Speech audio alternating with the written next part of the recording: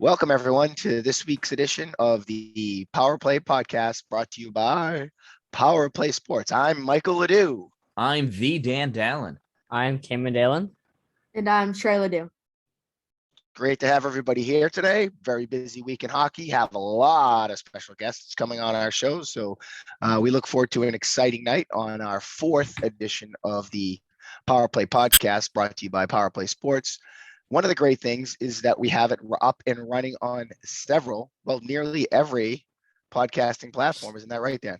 That is absolutely correct. So whether you're watching us in our full video presence on Facebook or on YouTube, or if you're driving around, hustling, doing your morning workout, maybe skating around the rink, you can catch us on your favorite podcast platform, Power Play Podcast NNY. That's awesome. And if you have questions, comments, concerns, want to submit a mullet for Mullet of the Week, or just have a topic you want us to talk about, reach out to us at powerplaysportsnny@gmail.com. Shoot us an email and we'll respond and get you up and running on the podcast with us, whether it's a cool mullet picture or just an interesting story. So special Mike, guest with us. Yeah. That email, isn't that powerplaypodcastnny@gmail.com? Did I say Power Play Sports? You did. That'll send it right to the shop. Instead, send it to do that.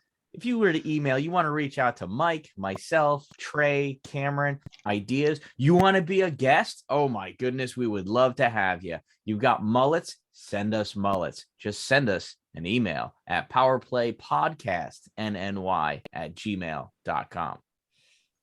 We are pretty lucky today. We have the legendary coach Bob Thomaris with us. Coach, how you doing? I'm doing all right. I do want to comment on the fact that I have seen some pretty interesting mullets the last couple of days through this podcast. It's a great thing. I think you guys are providing a great service to society in doing such. Yeah, and if Coach, I think at one point you had a mullet, but the mustache it's really becoming something. I've been putting a lot of effort into it lately. Yeah. The mullet is questionable whether or not I had one, but I will say it's a great thing all around. Any facial hair you can get, any hair it's extra long on the back of the head is a beautiful thing. Yeah, Bobby, I got to say that mustache is coming along nicely. You have progressed beyond that Freddie Mercury stage that you were at over the summer, and you're really coming into your own Bobby mustache there. I really appreciate that because it doesn't go without a lot of stress and effort here. It's not easy to do and to upkeep here. It's a lot of pressure. So to be acknowledged for trying to provide a good merit to society, I very much appreciate. Yeah, definitely. I tried to do the Mo Shave November thing here, and I was just going to do the little mustache since Sunday. Pretty sure it's coming off tomorrow, though. I like doing that, and I can't anymore. So it's not for everyone. I can go this way, but not with the beard. So no. Trey and Cameron, do you remember Coach pre mustache? You forget what he looks like? Yeah. Yeah. I don't even remember what I looked like myself, to be very honest with you. Coach, I like the unity hat too. I'll tell you that's looking pretty awesome right there. I figured when in Rome. Yeah, exactly. Hey, so Dan, before we get started with some of our guests that are joining us, I was wondering if you could talk to us a little bit about your weekend, because I know you had a really exciting weekend with One Hockey, and kind of fill us in on what was going on down there. Yeah, so I am fortunate enough to recently have connected with Sebastian Fortier, and he's some Canadian guy. So obviously he does hockey, and he runs One Hockey tournaments all around North America. And this past weekend, he was in Hershey, Pennsylvania, playing at the Click Lewis Arena. They have 3 rinks at Click Lewis, and they had a lot of teams there. I want to say about 18, maybe 22 teams playing there through several different divisions at 14 UAA, 16 UA, 14 UA, 18 UA, 16 UB division. So it was some really, really neat hockey to be watching. And it was thrown in the middle of the USA hockey, learn to play hockey program, which we'll hear more about later. And it was a wonderful opportunity. I learned a lot about marketing a live broadcast because I've been doing the live streaming, and I had the opportunity to live stream there for several teams and to market to the ones that had never seen me, never heard of me before. I learned a lot this weekend. I did get to see some great hockey from our local Cicero Chill, the 16U single A team, as well as a great team out of Hamburg, New York, out by Buffalo way, 14U double A team, the Hamburg Hawks. I saw them play when they were in Cicero at another one hockey tournament, and I saw them again there. And what was really nice was they told me the correct way to pronounce a lot of their names because they're weird.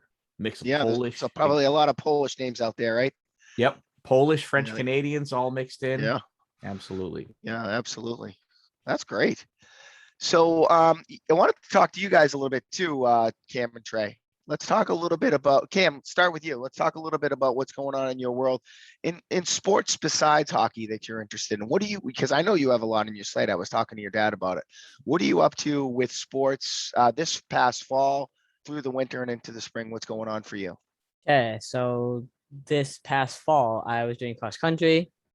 During the meets, I took, I think, first in, 3 of them.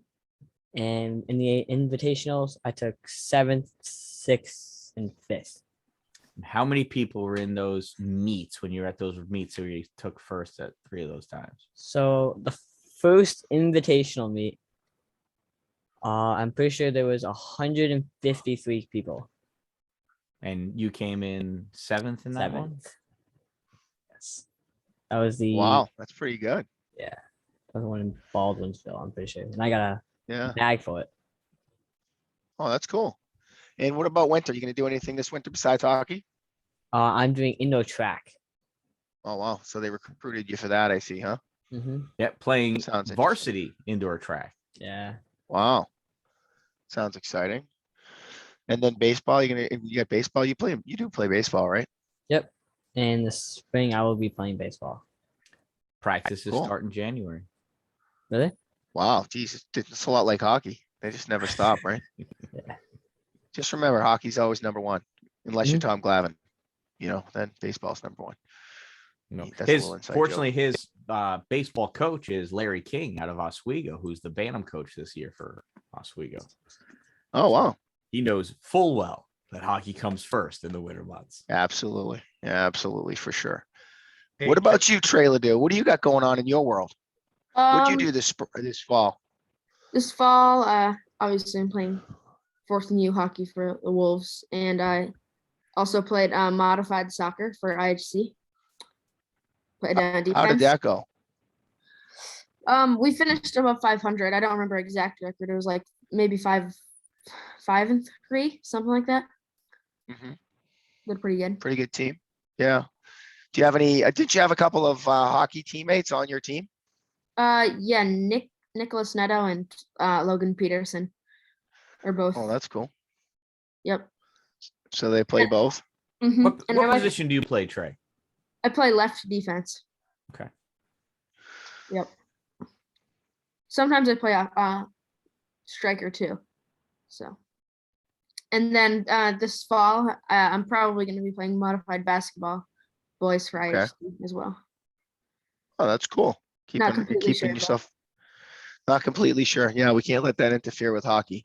That's the big thing that happened to your mom, Trey. You know what I'm saying? She was doing basketball, she was doing hockey, she was, and Tori fell into that same boat and she wound up hanging up the skates to be able to play basketball. Nothing pained me more, to be honest with you, few people, to see my daughter put the hockey stick away and pick up the basketball to play high school. Sad day in the Ledoux household. For me, this week, busy week for hockey again. We had practices last week and kept busy with the Watertown Wolves 14U red and white team. We have big teams this year. Our 14U has 39 players in the program. So we have a team of 20 in a team of 19. So managing the ice with 40 young men is often very difficult. You really have to keep them hopping. So we had that. We had 2 games this past weekend. Trey will give you a report on those 2 games for the Watertown Wolves red team, and then the Watertown Wolves white team had 2 games away, and everybody did quite well. And we're going to have a special guest on in a little while who's going to talk to us about the Try Hockey for Free weekend. But both Trey and I volunteered at the Try Hockey for Free weekend. Trey was a hockey ambassador and I was a coach on the ice. And we had a really good time with showing players who, have never really played any hockey before how the game works. It was a really good time. Did they do something like that where you were as well, Dan? Yeah, Did they have the Try Hockey? Yeah, same thing. So it was really neat. And you don't normally get to see that. It looked like open skate, but then they threw pucks and sticks and little goals out there. So watching little kids take the ice, surrounded by people with ice, walkers learning how to ice skate at the same time.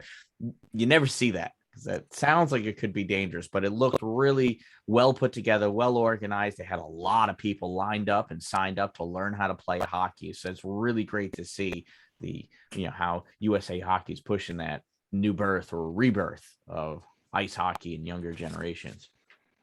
Yeah, really good. Now, Bob, what's up with you down there? Now, can you kind of walk us through a lot of changes going on for you? You were up here with us in the greater Watertown area, shifted gears. So maybe you could bring us full circle. I know you have a lot of fans on the podcast, folks that played for you. So I will say it's been quite a contrast in terms of my hockey experience, going from last year being affiliated with 4 different teams throughout the year.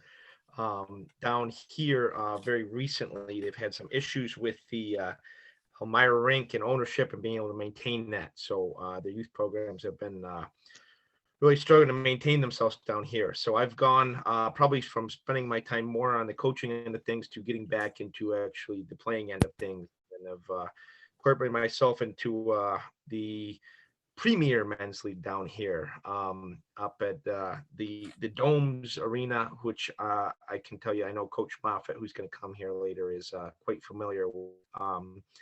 And playing in a men's league that is got a couple ex-pros, ex-college players, college coaches here. So kind of probably a little bit better for my, I would say, physical health doing that. And has been quite enjoyable. For whatever it's worth, I was named 2 weeks ago the dud of the game for my fans. I lent a pair of hockey pants to a friend, and they said never got them back. As a police officer, Coach Ledoux, which you can relate with, a call into a shift prevented me from being able to get my hockey pants, and I had to borrow a pair. Ended up being the dud of the game.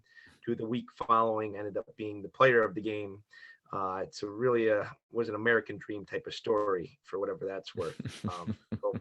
Sounds a lot like the St. Louis Blues a couple of years ago. You know what I mean? That's exactly right here. So I think the hockey world really likes the coming up story like that. So really have removed myself a little bit from the hockey coaching here right now. I'm going to be trying to get myself involved in a little bit more of a clinic camp oriented approach down here for the time being, until I've been in communication with a few people down here as to how do we really resurrect the youth hockey program to an extent down here, which it really needs. I think I showed up right at just a couple months on the wrong end of it happening down here. So I find myself in a role where I might need to be trying to save the programs down here to an extent, which we'll see if that's a little bit more, and I'm biting off more than I can chew here or not. Chew, yeah.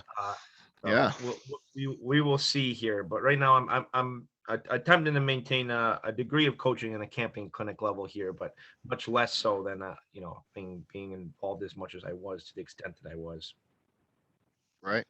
Yeah, Bob, did you say where you're playing now? Where are you at? Yeah, so I'm down in Elmira, New York right now. Just took a position at the Horsehead School District here, and as a district that really puts a strong emphasis on lacrosse. Somehow they found out that I'd been affiliated with coaching lacrosse, and have already managed to get me involved with some programs there. So I'm trying to put as much defense up in that regard as I can, so I can maintain enough time to focus on hockey, which we all know here is the best sport of all of them. Mhm. That's for sure. Yeah, we love our hockey, don't we? What else is going on family wise for you with your playing siblings, dad, that kind of stuff? Kind of fill us in on how things are going on that front. Yeah, things are going well. So being back, I mean, really the reason I come down to this area is to be able to be around my family that much more. And it's really the reason for and rationale behind my departure from the North Country, especially abruptly so. And what was unfortunate in that regard for to the expediency with which that happened. I will say had my father's had some health issues the last year or so. So and I will justify my mustache with regards to October Cancer Awareness Month and Movember as well. Both of those kind of being close to home to me in that regard. So even though I had one before October, that doesn't count. But Right. I will see my justification for maintaining it now. But to be able to be around family has really kind of took precedent over any of the other things I had really going up in my life up north, despite how I really think being as involved I was in the hockey community up there was really a blessing to be that involved and to be around it that much and appreciated that much up north. So that wasn't necessarily an easy departure for me, all things considered, from up north, but being around and being able to see them that much more, they're doing pretty well. Just had my father was recently inducted to the Elmira College Hall of Fame after 14 years of coaching down here for Elmira College, as well as had a Elmira College Wall of Champions dedicated on his behalf for a few teams that won a few divisions and conference championships down when he was there. So it's always nice to be able to see a few players from when he was coaching that I was too young to know too well when I was, young buck running around the rink 6 days a week. But I can tell you, I really appreciate hearing all their stories coming back and really hearing the fun side of his coaching and their playing experiences. It's always fun. Maybe some of them might not be the most appropriate for this podcast, but Right. That might be a little bit more in the Spit and Chicklets podcast. They're not PG-13 like we are.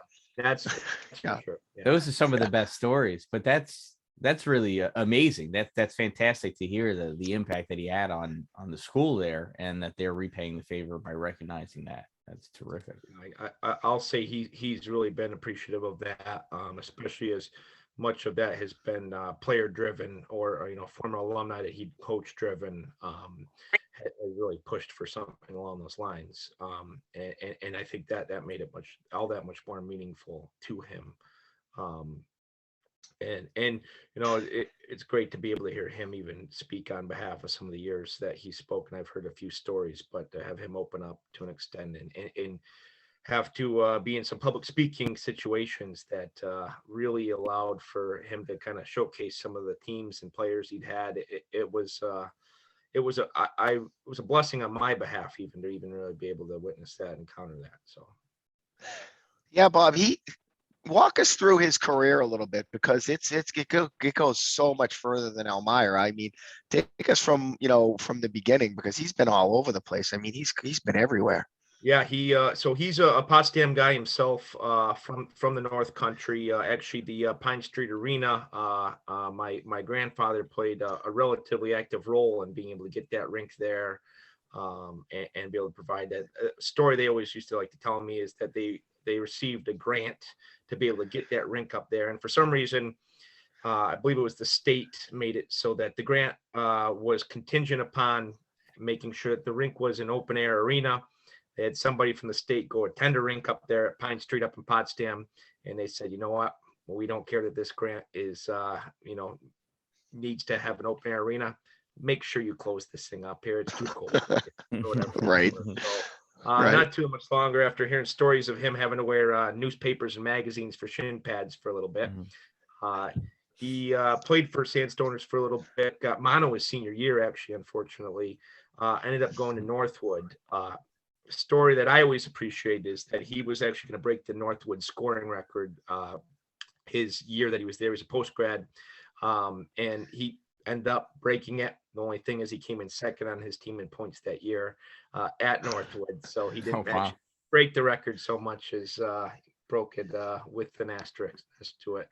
Right. And from there, he actually took a job back. Went to Clarkson, played there for a few years at the time. They didn't have freshmen playing for Clarkson. It was really they had a freshman team, and then a few Clarkson. Then sophomore year you entered Clarkson. Did pretty well there. Roommated with Dave Taylor up there. I'm assuming some people might know his name there. Captain for the Los Angeles Kings for a little bit, over 1,000 points in the NHL. And they were for a little bit, if you would believe it, Clarkson being ranked #1 in the entire country while he was there. Had a chance to play for Jerry York for a little bit. Wow.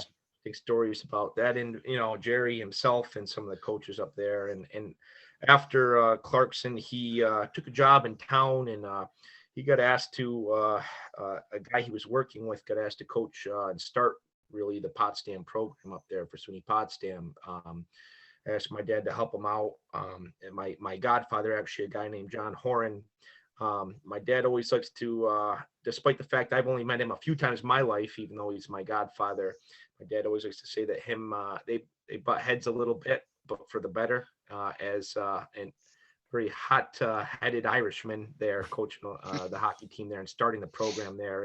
And really the years there, just starting Potsdam for, their first few years, were able to develop and improve every single year.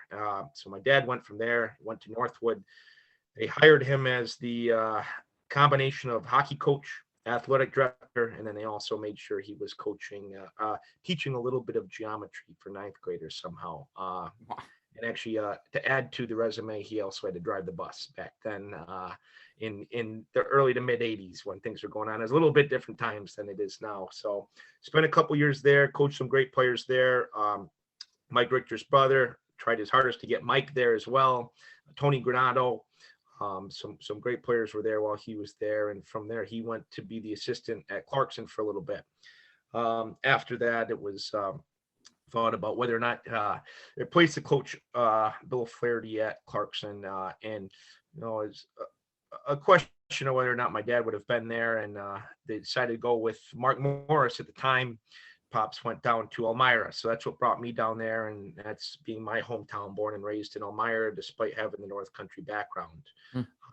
And I'll say one of my dad's favorite stories is, despite the fact that Elmira's Division III program, Clarkson Division I program, one of the first years there, they went back up to Walker Arena up at Clarkson and had a exhibition game before the season started against Clarkson, and ended up beating Clarkson in Walker Arena with a Division III program. And probably one of my grandparents' favorite stories was that by the end of the game, the entirety of Walker Arena was standing on the Elmira side of the arena rather than the Clarkson side of the arena, being with Glenn Thomaris more so than just Clarkson. So it was really nice to hear. And then my dad spent about 14 years with Elmira College. Really enjoyed it there. It was I can say from my own end here, it was a phenomenal upbringing to be able to have the arena they have there, the domes, and the college as your playground growing up. Is unbelievable. I always joke around that it's hard to go back to the real world after that's your upbringing here. But I'll say from there, my dad spent a few time going, worked. He was on the American College Hockey Association's, the Coaches Association there. Spent a few years on the board making decisions at the collegiate level. Worked a little bit with the Empire State Games, Central New York program, and really has kind of, I would say at my own expense, go to about any rink that I've ever played at growing up, no matter how far away we were. Spend an extra hour or two finding someone he hasn't seen in 20 or 30 years. And sorry, we can't go home yet because he's got a few conversations to have with some people and some reminiscing to do. So, and after Elmira, he spent a little bit of time working with the pro team here that had just started in Elmira. It's a UHL program, the Elmira Jackals. coaching there, helping out with the rink and really starting up with the rink. And then spent 5 years at Potsdam State, returned to Potsdam State, to his hometown, very much akin to, I feel, how I'm doing myself, returning to hometown, before capping things off as a coach with the local pro team again, Elmira Jackals, but now at this point as an ECHL program rather than the UHL program. So, he's been about 40 years in the world of coaching hockey. So sorry to be long-winded, but as a long career, that's kind of, I'm missing quite a bit along the way in the process, but it was, he's been very fortunate. Hockey's treated him well, for what that's worth. Yeah. It's So- a long and amazing story. Yeah, go ahead, Trey. So if you and your dad are both Elmira kids, then why are you a Red Wings fan? So Red Wings story goes a long way. So this actually goes beyond my father even, and I will say to preface it, my dad is a Red Wings fan as well, despite having a few I would say acquaintances, friends, and people he's coached that have made it through the NHL ranks. That my grandpa happened to meet Gordie Howe, become friends with Gordie Howe, and never really was much of a choice for my dad and I. We were Red Wings fans from then on, after my grandpa converted right thereafter. So, my grandpa was able to see a few Red Wings games, meet a few other Red Wings players as well. So, I've got no regrets being a Red Wings fan, especially growing up in those 90s years when they were so successful. Listen, I don't think I would cross Gordie Howe either. Yeah, yeah, exactly. I mean, to combine that with it. So, that to grow up watching Stevie Y and Fedorov, Lidstrom, it's I almost felt like I was cheating. I had to almost defend myself all too often to, some of my hockey friends thinking I picked the Red Wings just because they were so good, which didn't hurt. And now you got the Iser plan with Lucas Raymond and Moritz Seider. Got to trust the Iser plan. Yeah, is that what it's called? The Iser plan, with Steve Yzerman running the Iser. Well, I'll tell you, that Raymond kid and that Seider kid. I know I texted you the other night, Bob, but holy moly, those kids can play, boy. They're unbelievable, especially even in a game like that. You can really notice how talented they really are, despite the outcome. And that game against the Bruins. But I'll say I've always been fascinated with prospects. I've been following prospects for quite a while, even before they're drafted. It's one of the things I'm not really sure why I've always taken to, but to see them 1 and 2 when they call their race right now on a team that's really 1 and 3. Hope. Yeah, that's true. and don't forget Nevelkovich here. So I think top 10 or 11 as well. So. A big steal for Stevie Y and the Iser plan from that Carolina Hurricanes team. Yeah, you and Dan are both kind of fortunate. See, like Dan grew up when the New York Islanders were big, and they won. I think they won 4 cups in a row. I maybe I'm off, but there was a guy named Bossy and Trottier and Gillies and Potvin and Billy Smith and Chico Resch and blah blah blah. And then you had that run in the 90s where if the Red Wings weren't winning it, the Avalanche or the Devils were, it was like 3 teams that could win the cup for about 10 years. Me, I was a Bruins fan from 75 through every single year they lost to the Montreal Canadiens, Edmonton Oilers. I finally got my justice at 45 years old, and they finally pulled one off against Trey's Vancouver Canucks. So that's not something. They had a few tough years in there. From Boston. Oh yeah. The Bruins is the only team from New England I would ever root for. So I can see that. I will say, Jerry York notwithstanding, my dad being in the hockey world as long as he was, tends to not view Boston, nor their refs, or their players and fans, all too positively all the time. No, it's funny. It's funny because I would say the New Yorkers just don't like New Englanders because traditionally New Englanders are just much better at hockey than New Yorkers are. As can be seen by. I do have to comment on that. It was something that I was raised to. Maybe I don't want to call it brainwash, but I think there's a syndrome. They call it hub syndrome down there, where down in the hub, they think they're better than everyone. They're the center of the universe and nothing else is going on. So I think you just did a pretty good job of justifying that hub syndrome as being real. No, I don't think it was the hub. It was just me. I was better than everybody. That's all. You see, for me, it was the 1980 U.S. Olympic team, because without Jim Craig and Mike Eruzione, both from Massachusetts, by the way, we wouldn't have that gold medal to hang around our necks and defeat the Russians. Right. And then, Kenny Morrow actually went on to help the New York Islanders win 4 straight cups after that. So that's not necessarily a bad thing. I do have to connect this full circle as I believe it was the ECAC championship. I'm not sure it was 76 or 77. My dad hit the post on Jim Craig late in the game, would have tied the game. Did not go in. It was a very hard post and out.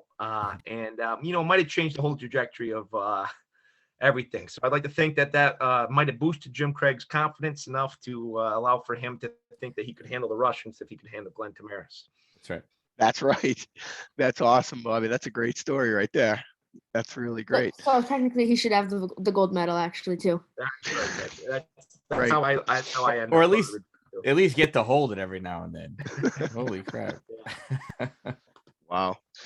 Hey, so Bob, why don't you stay on with us? I think Moff's going to be on in a little while, hopefully, if he can get through on this. But shifting gears, I'd like to introduce John Terry. John and I actually coach together, been coaching together for a long time. John's the ACE coordinator for the Watertown Hockey Association. John, welcome. I was wondering if you could just tell us a little bit about yourself and your family in hockey. And I would like to point out that John has a much more developed beard and mustache than you do, Bob. A lot of the time and effort went into that thing.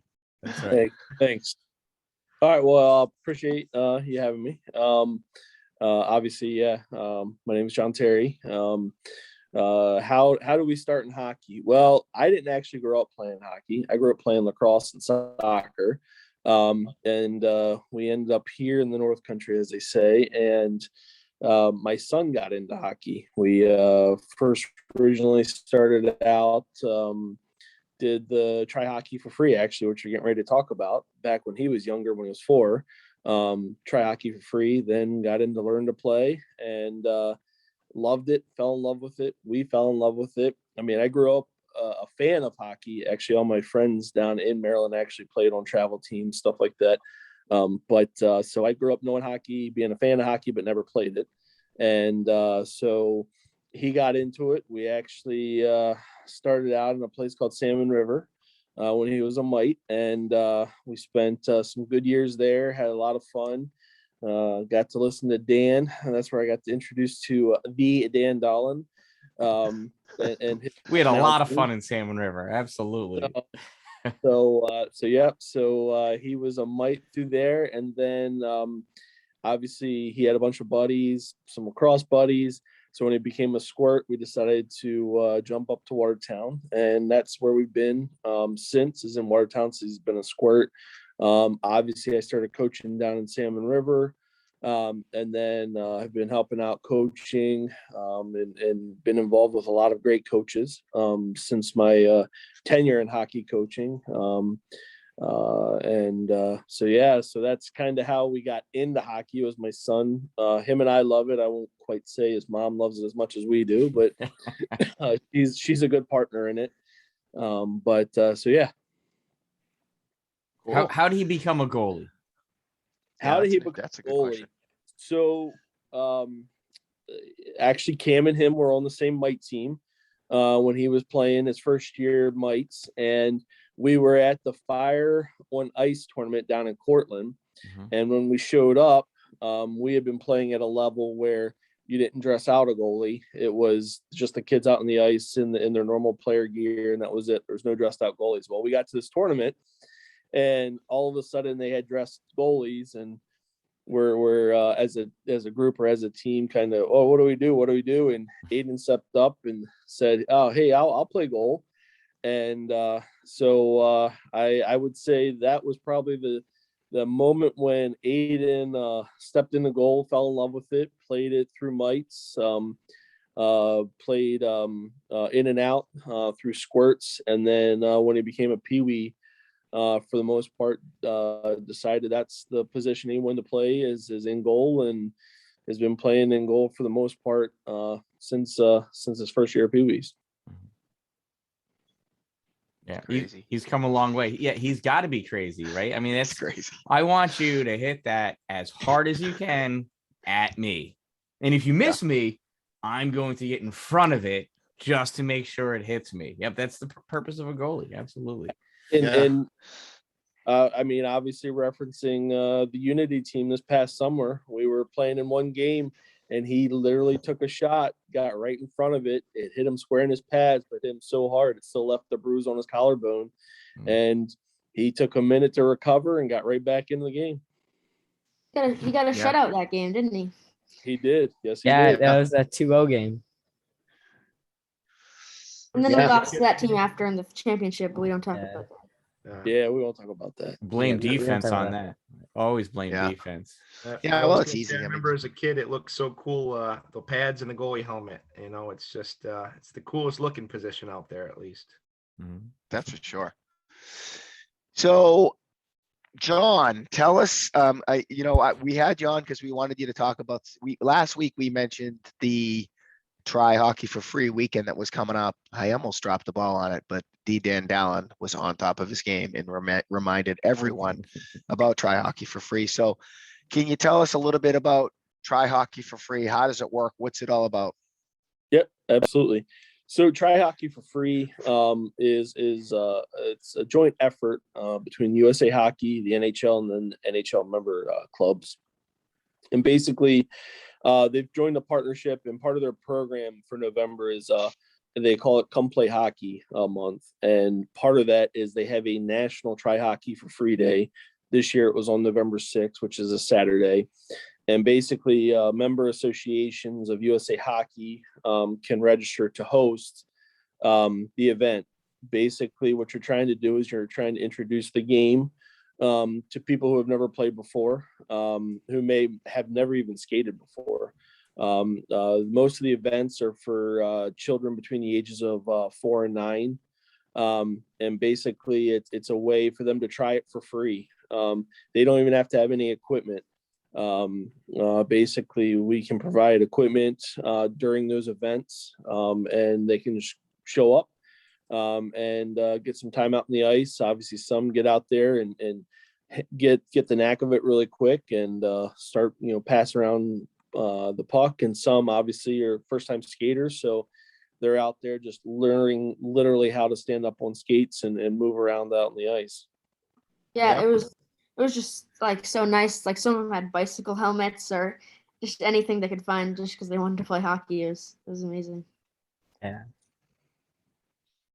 Yeah, John, you had a lot of volunteers. I know you had some player ambassadors. You had a bunch of coaches. I was able to be there, which I had a great time. I mostly helped some of the younger kids learn to skate, but we had like 3 sections going. Tell us a little bit about the volunteers that you had. Yeah, we had actually a great turnout. Volunteer wise, we had Mike coaches, squirt coaches, Bantam coaches. We definitely coach wise, we had I'd say roughly between 13 and 15 coaches. And then we also had player ambassadors out on the ice. Those are kids who are part of teams in the association. And it's great because the kids who are trying it for the first time basically kind of get to see somebody who's younger and not a coach out on the ice, who they've progressed obviously in their playing careers, and have someone to look up to as they're out on the ice. And the player ambassadors, just like the coaches, did a great job in helping the kids no matter what level they're at when they got on the ice. Yeah, it was fun. They were all really actively engaged. There's a lot of, I saw a lot of great things on social media about it. Tell me a little bit about where there was a lot of gear there, John. I know you had to bring a bunch of the gear back over to Power Play after. There were bins and bins of skates. There was helmets, there was gloves, all that stuff. Tell us a little bit about where that gear came from and the support that you had from some outside resources as well. Yeah, absolutely. So in regards to the gear, Power Play Sports, which is in Watertown, They have their nonprofit organization, obviously Power Play Sports Foundation. That foundation is a community-based foundation that is strictly about giving opportunity to kids to be able to play any sport. But obviously the big thing that they focus on or have most of is hockey. Through donations from the community, they have skates, they have helmets, they have sticks.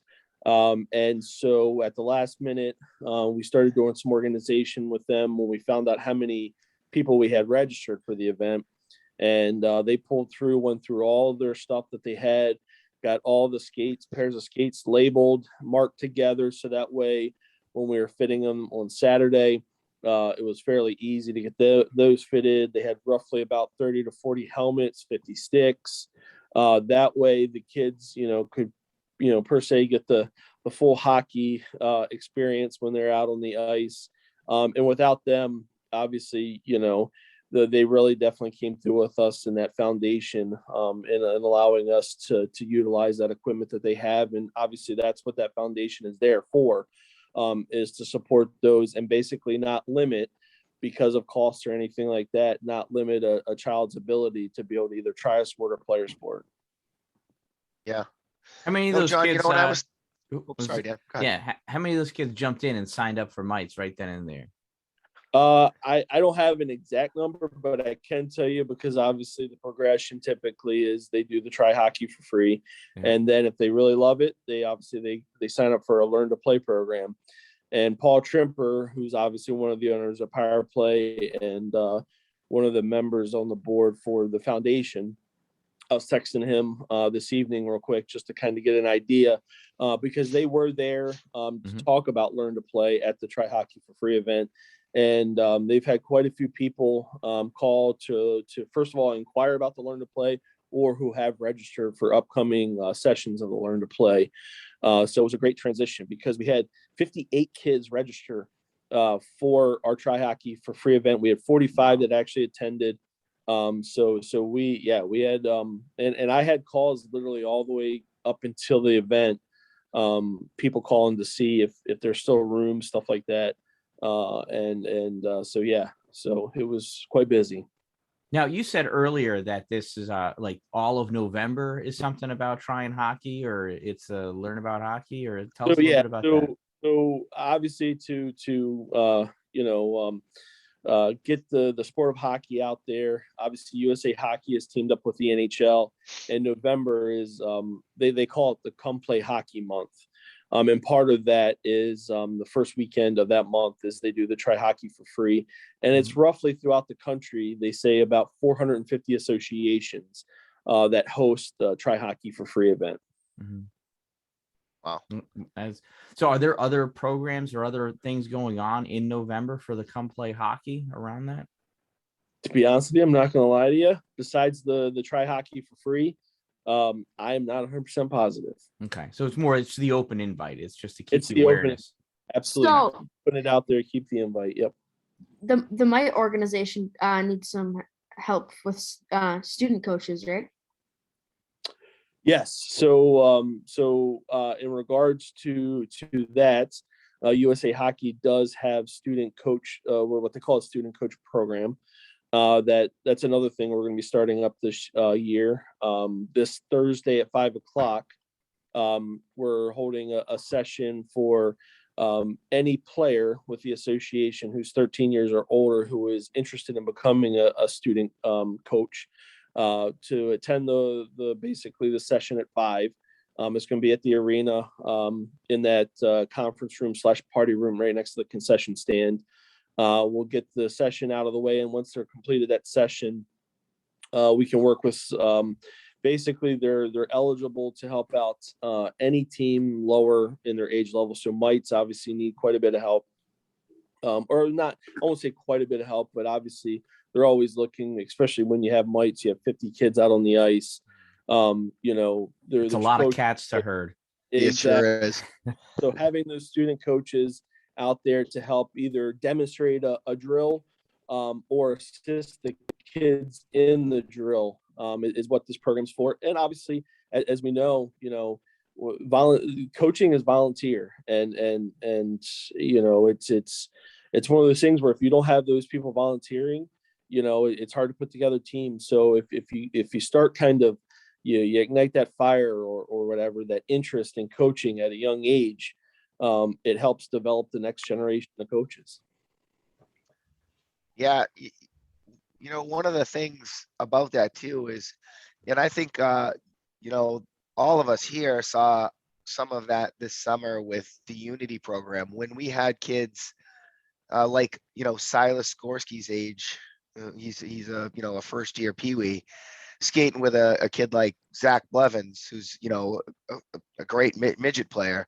And we had all those kids together. Those little guys really, Bob, we noticed it. They amped up their game. You know, they were working their butts off because they wanted to impress. You know what I mean? And I think you probably see the same kind of thing here. You know, is these, you know, these young kids that are mites, if they're out there and they're skating around with Cam or Trey or Aiden or some of these other kids, it's for them, it's going to be cool. They're going to be seeing some kids that are older than them, and there's an aspiration to be able to play at that older level. There's a little, you know, so I think that really is a win for them to be able to set the example for those kids. No, absolutely. Plus, a lot of midgets are seniors in high school, and seniors in high school need to get some community service done a lot of times. Yeah, and they need to Great keep way. busy.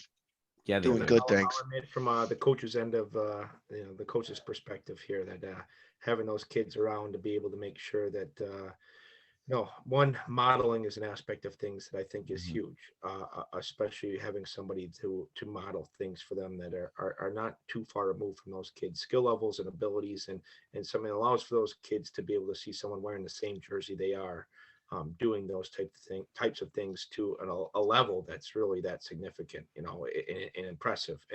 And as you say, Coach Adu here, you know, I remember myself being a kid, you know, 10, 12 years old, always trying to, you know, impress the older kids. And I remember with the Unity team really kind of saying, hey, this is your chance to be able to do that, and vice versa for your older kids. This is the way to show those kids the right way to do things. And I think that goes a long way. That it's one thing as a coach to try to be, you know, conveying that, but from that level, it's really invaluable to the extent to which that is awesome. And, you know, for those who are thinking about it, you get free ice time while you're at it too. It's not a bad deal. Hang out with some hockey people. I don't think there's any better people around anyways. Yeah, for sure. Yeah. So John, go ahead, Trey. Sorry. Yeah, during the Unity practices, there was a couple of kids that could really like play with it, all of the older kids too. Like I don't remember his name, but that 77 with like the steel jersey on. He was pretty he was a really little kid, and he was just Oh, is that every day. Paul Mondi, I think was his name. Paul Mondi. Yes. Yep. Yeah, boy, that kid was buzzing around. As a matter of fact, I think his dad actually emailed me about him playing Unity next year. They had such a great experience. But Bob, it's a two-way street too, right? Because the younger kids see the bigger kids as a role model, and the bigger kids are like they're investing in the game. It's great to be a role model, but it's great to be able to, you know, I loved watching them out there, and they'd set the pace so that it would work when they were trying to score, or they try to feed the puck to the kid because the kid's in the right spot. You know, it's fun to watch that kind of stuff. And then when you know, for these kids to be able to help coach, they're going to have fun at the practices, and they're going to get, like you said, extra ice time. Right. And then some of the yeah. No, go ahead, Bob. Go ahead. I was going to say on the matter what you said, Dan, here. I mean, you know, having to do community service, you know, thinking about what options you have if you're in the hockey world and you've got the opportunity to have your community service filled within the hockey world. I'm not sure that there's another alternative that's even close to being able to do that. You know, that's not apples and oranges here, we'll say. Right. That's for sure. And sometimes with those younger kids, you'll find some of them that have that competitive drive, and they like to be like the best skater out on the ice. And if they're competing now with kids that are 3, 4, 5 years older than them, they're just going to push harder. And sometimes you'll have the older kids start to get beat by a little kid, and they'll have to push harder too. I mean, that's something, Cameron, right? You just started to do that when you were in mites. That's actually how he stopped being a goalie. Yeah. I'd be in mites, and I'd be practicing with Bailey's team and Pee Wee's. Yeah. Skating some circles around them. And that's where one of the coaches there told, Karen and I, she said, listen, I know he's a great goalie, but you got to get him to play out. I'll say on that, as a coach of some of the older kids here, to keep them on their toes a little bit when there's some younger kids coming up and pressing them a little bit. That's a great. Oh, thing. yeah, absolutely. So, John, something you think the association will be doing next year is this try hockey for free? That's something that's part of the plan moving forward. Is it something they did last year? So moving forward, absolutely. I think, it can only benefit the association, benefit those kids to continue to do those types of events that introduce those who have never experienced hockey playing wise, gives them that chance, especially in the area we live with Fort Drum so close. You've got all these military families coming in from different parts of the country. A lot of them, obviously, we're so far north. Obviously, the majority of them are south. And so the idea of hockey or having hockey being so close affords them that opportunity up here. And so, so absolutely going forward, I think it's a really good decision of the, association to continue to participate and being a participating association with the Try Hockey for Free. And we were actually talking about this the other day when we were actually doing the event. I can't remember the last time the association did a Try Hockey for Free event. The last time I remember, obviously, it was before the renovations of the Watertown Arena. That one of the events, were held. So, right. Is there? Do you know what the process is to get involved with that? Because we mentioned Salmon River earlier, and I don't remember ever seeing this there. And while that may have a little more number of volunteers required to make it happen, if it did, it could certainly help with the area. And there's a lot of people in the area around Salmon River and the Pulaski area that would love to try. So honestly, it's just getting the word out there. As my position within WHA earlier this season, I went down to Albany for the north section of the New York State Amateur Hockey Association meetings. And we talked about Try Hockey for Free, the event. And instantly, as soon as we started talking about it at the meetings, I said, this is definitely something, that we got to do in Watertown. But to be able to do it, it's super simple. And the association, obviously, within USA Hockey, it's literally just jumping on their website, registering as the association. You can set everything from, depending on your association base and the number of volunteers you think you'd have. You can set the number of registrations that you would allow max registration wise, and everything like that.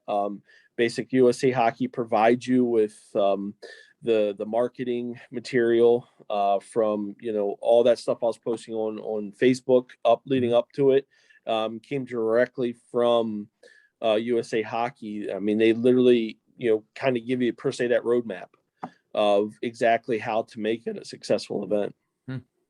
And here I thought you were just some social media marketing genius, John. Hey, you can do that as well if you want. Hey, John, before we let you go, I just wanted to talk a little bit about the Power Play Sports Foundation, the rink they're doing over there. I know you talked to Paul today. A lot of things going on over at Power Play Sports with the outdoor rink and in the new ice. Anything on that front that you've had from your conversations with Paul this week? Yeah, absolutely. They hit that hard this weekend. If anybody happened to swing by over there this weekend, Chris Nethers, huge shout out to him and his construction company. They kind of took over the site development is the best way to put it, in regards to grading and leveling the area. They actually expanded the area this year of how big that outdoor rink for the foundation, outdoor ice rink can be. And then on Sunday, obviously Chris, his crew, plus a bunch of volunteers were there putting up the boards, getting those secured, attached. and have got that set in place. So basically now it's waiting on the weather to obviously start getting to a point where we can make ice and they can lay in the liner, and obviously start making some ice. The big thing with that is even though the foundation does provide that outdoor rink and you can skate on it for free, and even reserve times for the outdoor rink for free, there is a cost, and that's a fairly big outdoor rink. So the cost of the liner and stuff like that alone, the insurance obviously for it, there are some costs there. So right now they're doing a can drive in order to help offset some of those costs. So if you've got any of your deposit cans and all that stuff laying around the home and want to put it towards good use, please, think about donating it to the Power Play Sports. I'm not exactly sure, but I know through this weekend and for the last week or so, they've had one of those trailers up there where you can literally just drop off your bag of cans in the trailer. And obviously that all goes towards that foundation and everything like that. Shoot, you could probably have one weekend of men's league up there and that would fill the trailer. That would wouldn't it? fill. Oh my God. Especially if Bob Thomaris bought his crew up there, boy. Holy mackerel. No comment. Yeah. PG-13 and about Trey, we skated on that rink last year a couple times. Yeah, it was fun. It was cold, but it was fun. That's, when you're making ice outdoors, that's how they got started in Potsdam. Coach Thomaris was telling us outdoor rinks, right? So yeah, a lot of good stuff going on. John, thanks for coming on. We appreciate everything you do for the Watertown Hockey Association as our ace coordinator, as a coach, and just as a general all-around awesome resource. So thanks for joining us. We appreciate everything you do, and we look forward to seeing you. Look forward to seeing you this weekend. We have a big tournament coming up in Watertown. Absolutely. Thank you very much for having me on. I appreciate being able to talk about it. And yeah, absolutely. Look forward to this weekend. Awesome, John. Thanks again. Hey, thank you guys. Thanks, John. Awesome. Thank you. All right. Hey, so where's Coach Moffitt is my question. I sent him an I email. I don't think think we're he's gonna have to make move. it. I think we're gonna have to move on without him and figure out another date to schedule him in. Yeah, I really think though we're learning a little here, Mike. 2 guests might be enough for an hour. Yeah, we're over already, aren't we? We're just long-winded today. Well, Let's cover. we didn't. No. We're We just about an started a hour. little late because of nobody in particular. Yeah. Well, yeah. The No timely comment. guy. Yeah. A lot of no comments coming up. Let's talk a little bit about. Hey, let's talk a little bit about games. Cam, want to start with Estelle's game. Tell us a little bit about what was going on with your sister's team, and tell us a little bit about who your sister's team is and who they played, and what you have for a report on that. Oh, dude, I can't hear you. Did you pull a headset out? Sorry. There you go. So instead of playing for an Oswego all-girls team. And They're the Buccaneers. That works out to $2 a girl. A Buccaneer, get it? It's a joke, man. We've used that a couple times, Dan. It's getting old. Yeah, it is. It's all right. So tell us about our game this weekend, buddy. I thought you had a great report on Estelle's Oswego game. 12U? Is it 12U? yes. Right? Yes. That'll be Yep.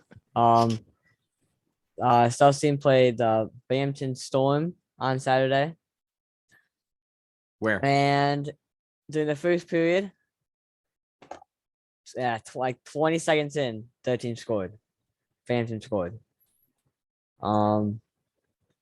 Then they ended up scoring again later on. And that was then second period is remain 2-0. Then the third, actually the first penalty happened of the entire game. Binghamton got I think it was I have to put it down. I don't know, but that's the only penalty of the game. No, sorry. No, there's 2. Sorry. 2. only by Binghamton. And then an empty netter was scored. And the game ended being 3-0 to Binghamton. So how was that first goal? I mean, 20 seconds in. Did you get to see it? Can you tell me about it? I actually missed it. Daniel and I went out to get Mrs. Keegan a blanket from the car, and we came back in, and it was been like a minute already. It was already 1-0. Wow. He should have laid last week's mullet of the week across his mommy's lap and kept her warm. Yeah. Yeah. No kidding. But you were actually being a good Samaritan, a good son by going out there. And I saw you guys horsing around at the rink. I saw some pictures of that. So that's good. So Estelle's team got blanked 3-0. Well, that isn't good, I guess. No, essentially though, Trey- right? It was 2 goals early on in the first period. They held them all of the second, held them all of the third. It wasn't until that last minute and a half, the empty netter for the third goal, which only counts for the girl that scored it in her point sheet, right? I mean, what's the difference? So, I mean, for the report that I heard back from Karen, it sounded like the team really held together solidly. They're coming together nicely. There's a couple of girls in that team that have never played before this season. So that's, they're getting there. They're getting there. Cool. Trey, what do you have for us? Do you have anything on the Watertown Hockey Association game? Red team? So 14U? yes, the 14U the red team played 2 games Mhm. this weekend, one on Saturday, one on Sunday. 2 wins, 5-1 over Auburn and 4-1 over the Cicero Chill, who we've already played twice this season, but not as a complete red team. So And how'd the scoring go? Any notable players? I don't think so. Like No? Auburn game, we were all off. Like, Really? oh, the I Auburn, tell yeah, you I don't. this. We won the Auburn game 5-1, but I think we definitely could have played a lot better. Oh yeah, 100%. Yeah, I think your coach would probably agree with you on that one. I think the player of the game in the Auburn game was Jose Rivera.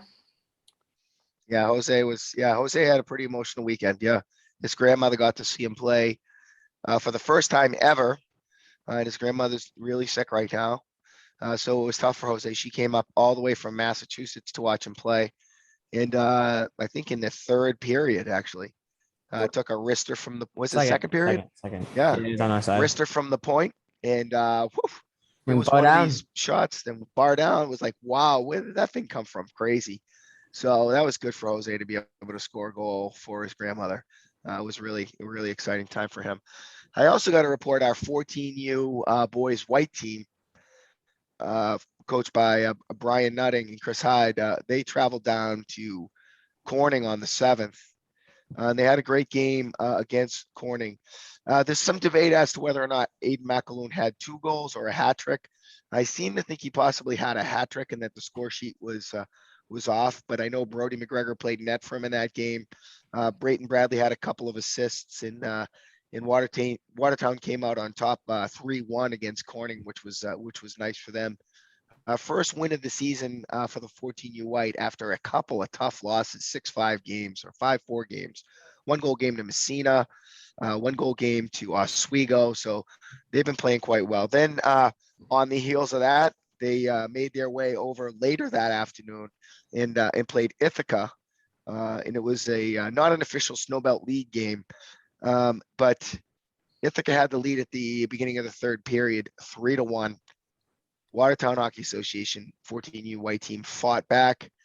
Braden Bradley 2 goals, made it 4-3 Watertown in the third, and then Ithaca won a bang one in to tie it up.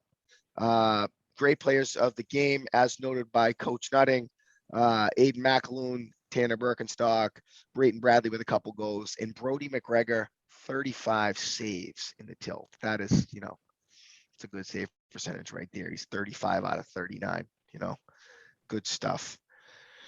Got another report from Piper Gonas in the field on the TI Lady Pirates 14U game against Oswego. They had 2 games this weekend. Actually, they played up in Lake Placid.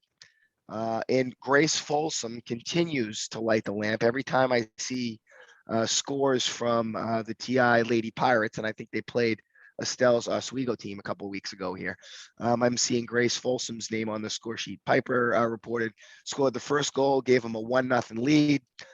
Played great defense, got that lead on another goal by Grace Folsom all the way up to 3-0. But the Lakers got a goal late in the game to make it 3-1, lost the shutout, but won the game in their first game up in Lake Placid. Played them again in a second game. Grace Folsom scored 4 goals in that game. And the Lady Pirates won that game, went up in that game 6-0 before taking that tilt 6-1.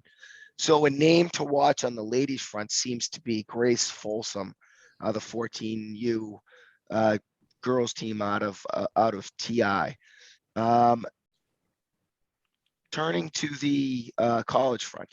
Trey, you got anything from the NHL front? Actually, before we go up to pros, I just wanted to throw out there, I honestly don't have the score and I apologize, but on Friday, the Salmon River 18U tournament bound team did play against Whitestown in Pulaski, and Colin Bennett got a shutout.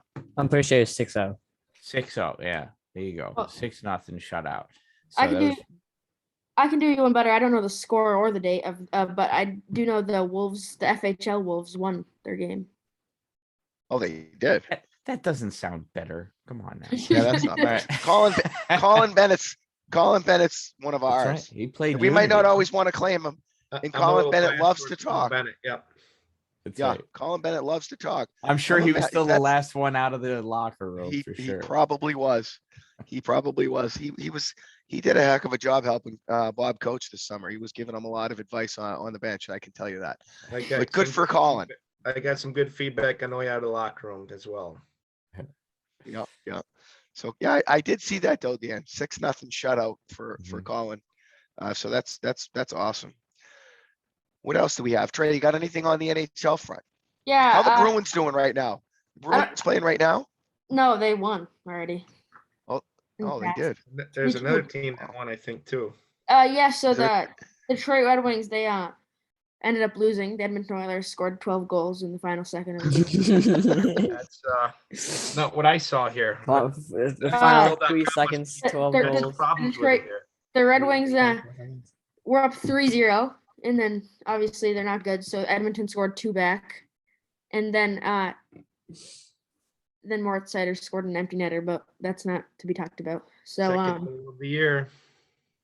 Boy, I think they're above 500 now, aren't they? Well, a couple above 500. They're over 500, and I think they're 7-5. I think I've got to double check that, but they're doing pretty well for themselves for a team that's supposed to be bottom 5 in the league. They are 7-5. What else you got, Trey?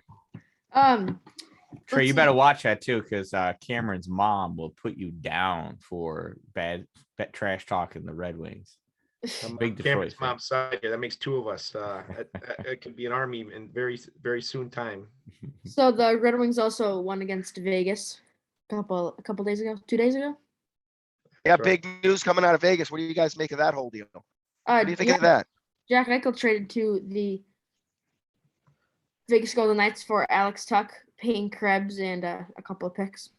Big news there. Get a local guy coming back to New York State and Alex Tuch there for one, which is a good news on that, I think. And for Buffalo, I think that helps to get a lot of problems that I think were alienating a lot of fans with that Jack Eichel situation there. And better news for Jack Eichel himself as well in terms of being able to get the surgery he wants to have. And the thought of them potentially being that top line in Vegas is a scary thought for the rest of the NHL. I think. So, could be a lot of potential. Mark Stone, Jack Eichel, and Max Pacioretty. Yeah, somehow removing Jack Eichel from your team can also be a good thing in itself for Buffalo and Buffalo's outlook at the same time. I think is an interesting move, especially the false rumblings we heard along the way. I think that Eichel might have been moved somewhere else. The Matthew Tkachuk thing. Yeah, that politic in the NHL goes a long way there. It's not the first time there's been some false information that's been used for the benefit of one team or another in the history of the NHL. Well, it's not necessarily for the benefit of the team. A lot of it is because agents are lawyers, and I only think one thing of lawyers. Right. But so I'm with very the much on your Alex though, side of lawyers there. what's that, Bob? I'm very much on your side of lawyers in that regard. A little strategic here. Yep. Yeah, for sure. But so And I the- see a different side of this coin. Alex played on a lot of our rinks growing up. Yeah, a lot of I think people watching the podcast have probably met Alex Stuck. He was at the Somebody's Power gotta Play event. get his phone number, and we got to get him on here one week. That'd be Wow. great. I can say I know he was a little younger than I was growing up, but I had a lot of people I played with growing up and from the area who played against him, played with him. And you know, from all accounts, a really great guy. Aside from being a phenomenal hockey player, Mhm. let alone a big body on top of having that much skill. Yeah. So I would advocate for that. Yeah, for sure. Wanted to I got talk a a little couple bit about, other scores from around the league. Oh, okay, So fire them out and then we'll get into the college scene. So the Sabres that had lost 5-3 to John Terry's Washington Capitals. Hmm. They lost in overtime to Bobby's Red Wings.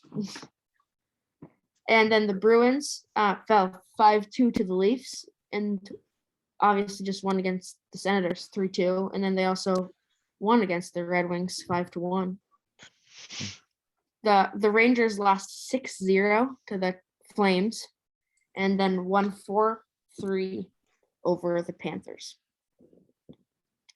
Well, 6-0. That's a shellacking. I'll tell you, Bobby, in that game against the Red Wings, Patrice Bergeron was on. Holy mackerel. Every Yeah. puck he shot seemed to go in the net. Yeah, that was a pretty well played game by Boston. I can say I got to give it for a game like that. For really, Boston was far superior for that. The Red Wings didn't necessarily give up, but it just kind of Yeah. shows you exactly where the Red Wings are in terms of their rebuild and how Raymond much. had one though. Yeah, that's right. Raymond is looking pretty good right now for a teenager in the NHL on a team that's not supposed to do that well. Right. Gives me all the hope I needed here for the NHL. I wasn't expecting too much from the Red Wings. Anything along these lines is some great solace. And you gotta like Bob, even though I know you're not a big Bruins fan, I bet you're a fan of Patrice Bergeron because he's a heck of a player, and he's just I can't speak highly enough of Bergeron. And I'll even say the same thing about Pasta here as well. I think they're both great guys and great Yep. players, for I how think much you're forgetting someone. and wearing those wrong jerseys here. And for all the bad things I could say about Boston and Boston teams, it's they're phenomenal players, and there's not many players that have ever played the game as right and properly as Bergeron. And you Yeah. hear what other players in the league have to say about him. It's just a testament to what he's done and what he's been able to do for years now. And to really keep that team as relevant and as near the top of the league as long as they've been of late. It's not easy to do in the NHL. That's for sure. I think you're forgetting about someone else on that top line other than Marchand. And Yeah, well, he doesn't always have the greatest reputation Bergeron around the and Pasta. NHL. I think he was out quite deliberately. We'll just leave it at that. So let's jump into some college scores, and then we'll wrap her up. I don't think we're going to be seeing Coach Moffat tonight. Maybe something Well, we came do up got some over in trivia Plattsburgh. questions, too. Oh, we have some trivia questions. We also have a mullet of the week, so we need to get going here. I'm going to run through some scores. St. Lawrence men's 4-3 over RPI Friday in Troy. Nice win for them. They had a 2-2 tie in a shootout. But for the record, they went to the shootout, which doesn't actually count in the ECAC. The games do actually end in a tie, and they wound up winning that in the fourth round of the shootout. But it still goes in the books as a tie. They just play the shootout out, for gamesmanship. On the women's front, not so good. Probably right now, Wellesley's not too happy with what's going on at St. Lawrence with the women's program. Trying to get him on this week, and probably not a good week to ask him to come on the Power Play podcast. They lost 2-0 to Harvard on Friday night, and then got lit up on Saturday by Dartmouth, 6-2. They're hovering over 500 at 5-4-2, but not much over 500. And they've really been on a downward slant over the past few games. Clarkson men lost 4-3 to Union on the road in overtime in Schenectady, and then lost 3-1 to RPI. So not so good for the Clarkson men's team. The women, well, that's another story. Probably the team to talk about right now in the North Country is if it isn't the Syracuse women, it's the Clarkson women. 9-1-2 overall, 2 big wins this weekend. A 5-0 victory over Dartmouth on Friday, and then they beat Harvard on Saturday 4-3. Syracuse women's team, 2 big wins over RIT. Dan, sorry to tell you that. I think that's your alma mater. I'm pretty sure about that, right? Yep. 2 big wins, 3-2 Friday in overtime against the RIT women, and then 7-0 on Saturday with 7 different goal scorers, which is a feat Wow. in its own right. Yeah. Wow. Switching gears, some Division III, Potsdam men's lost at Maxi to Oswego 2-1 on Friday night, and lost at Maxi Arena again on Saturday 4-1 to Cortland. The women's at Potsdam lost to Morrisville on Friday 4-3 in overtime, and then tied Oswego on Sunday. Canton men's, good stuff coming out of the Canton men's program. Love the Canton men's program.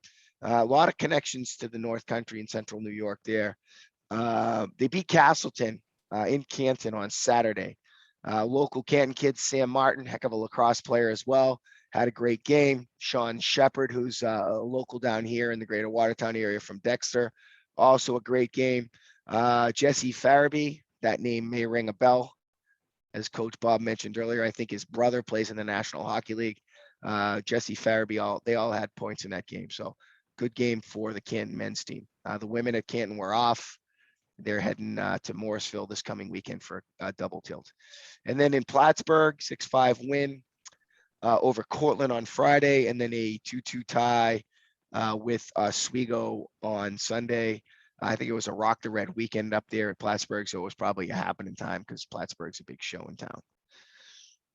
I think.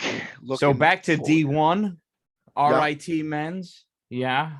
Talk about the women. You got to get them in. I always forget to talk about Absolutely. RIT men's. My bad. Boys, they're the ones that brought RIT to Division One. So they were in Springfield playing AIC over the weekend, and on Saturday they got the clocks cleaned 7-3. Came back on Sunday though and won in overtime 3-2. So Wow, good stuff. yeah, it was a good comeback, and they're 5-3-2 right now, 3-1-2 in the conference. Good stuff. So, Good stuff.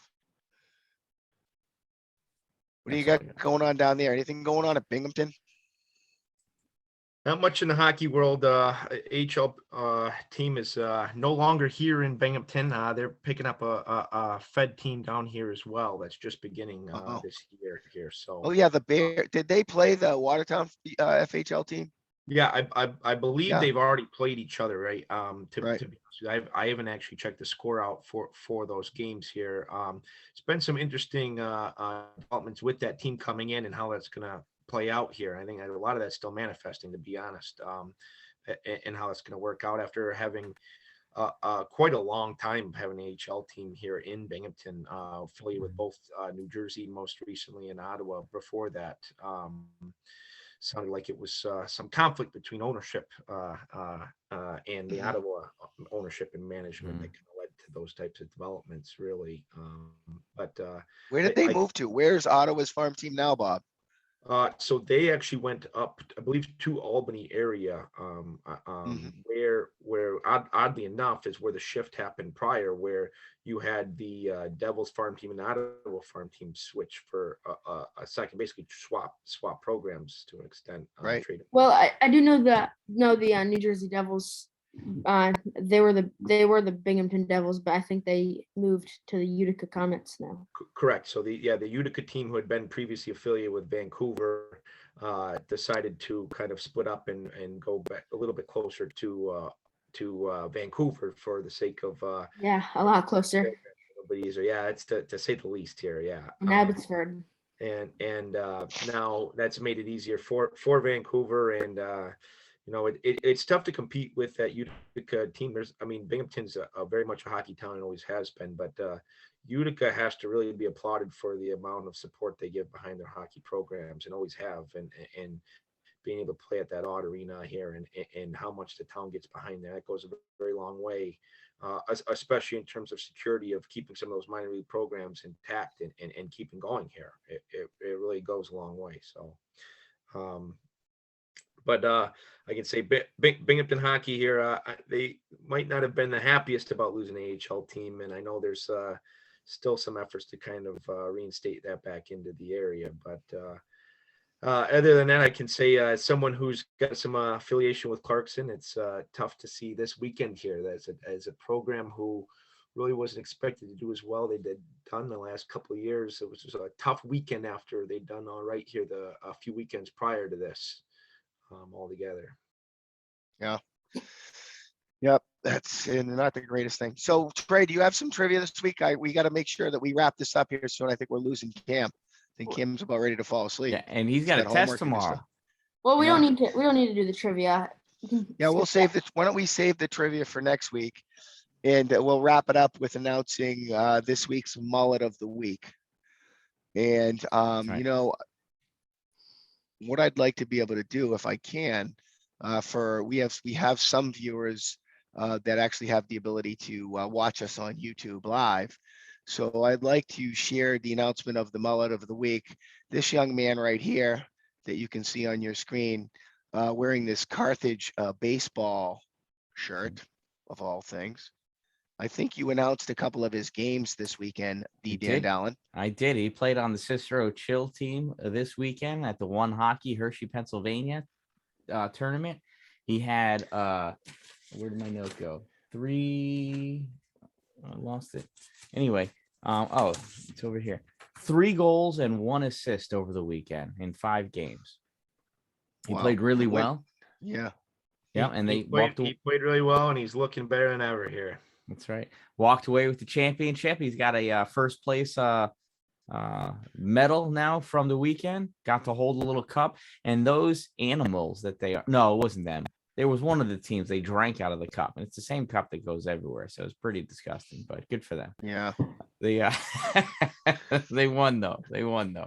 Still animals. They're hockey players. That's awesome. So and looking like it too.